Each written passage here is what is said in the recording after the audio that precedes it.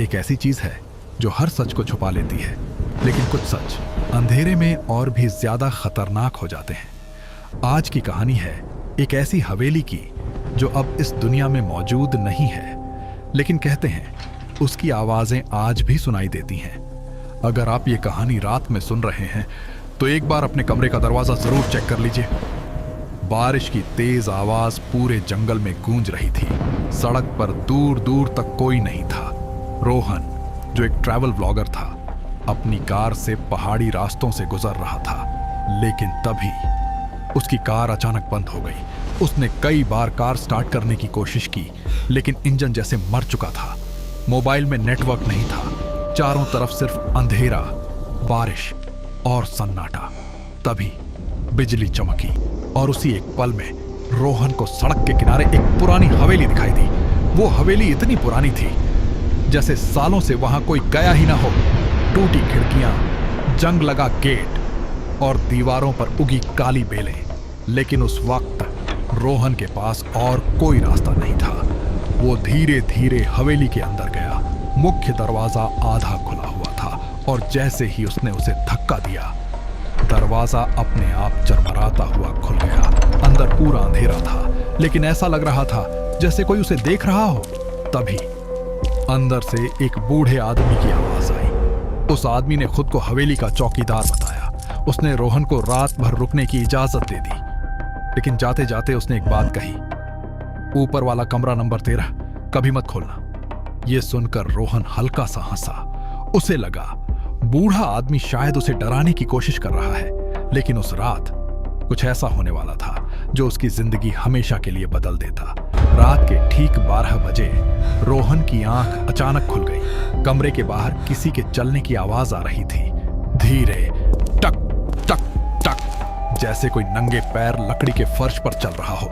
रोहन ने सोचा शायद चौकीदार होगा, लेकिन तभी उसे एक छोटी लड़की की हंसी सुनाई दी, बहुत धीमी लेकिन बेहद डरावनी। और फिर उसने साफ साफ सुना, रोहन। उसका दिल तेजी से धड़कने लगा।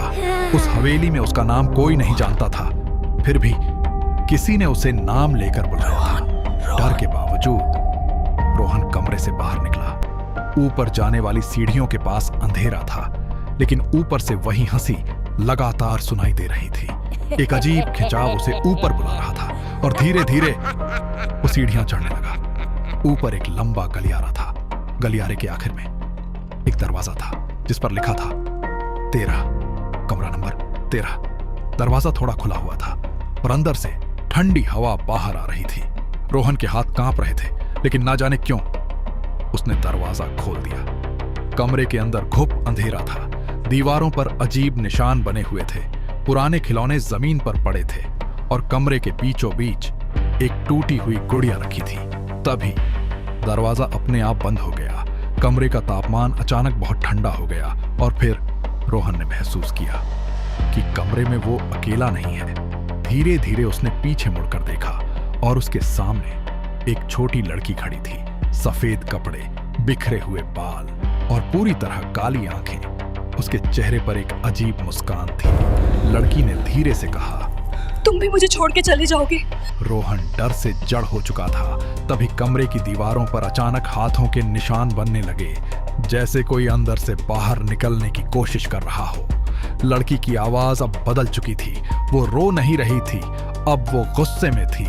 उसने कहा, यहाँ से कोई जिंदा नहीं जाता। अचानक कमरे की सारी चीजें हवा में उड़ने लगी। खिड़कियां अपने आप खुलने बंद होने लगी। रोहन दरवाजे की तरफ भागा, लेकिन दरवाजा गायब हो चुका था। अब वहां सिर्फ दीवार थी और तभी कमरे के बाहर से चौकीदार की आवाज आई। वो जोर जोर से मंत्र पढ़ रहा था।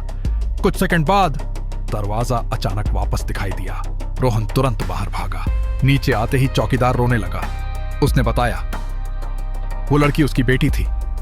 सालों पहले गुस्से में उसने अपनी बेटी को उसी कमरे में बंद कर दिया था, लेकिन उसी रात हवेली में आग लग गई और उसकी बेटी कमरा नंबर 13 में जिंदा जल गई। तब से उसकी आत्मा उस कमरे में कैद है और जो भी उस कमरे में जाता है वो कभी वापस नहीं आता। इतना कहकर चौकीदार अचानक चुप हो गया, क्योंकि उसी वक्त ऊपर से फिर वही हंसी सुनाई दी। धीरे धीरे पूरी हवेली हिलने लगी। दीवारों से काला धुआं निकलने लगा। रोहन बिना पीछे देखे हवेली से भाग गया।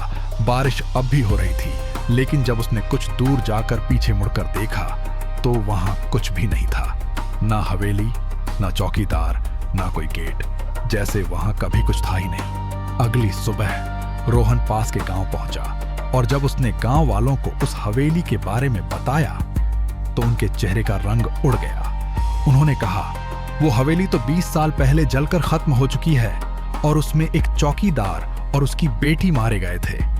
उस रात के बाद रोहन ने कभी ट्रैवल ब्लॉग नहीं बनाया, लेकिन कहते हैं आज भी कभी कभी उसके फोन में एक अजीब वॉइस रिकॉर्डिंग आ जाती है जिसमें सिर्फ एक आवाज सुनाई देती है, रोहन वापस आओ। तो दोस्तों, अगर आपको ये कहानी पसंद आई हो तो अगली रात एक और डरावनी कहानी के साथ फिर मिलेंगे। लेकिन याद रखिए, हर बंद दरवाजे के पीछे सिर्फ कमरा नहीं होता,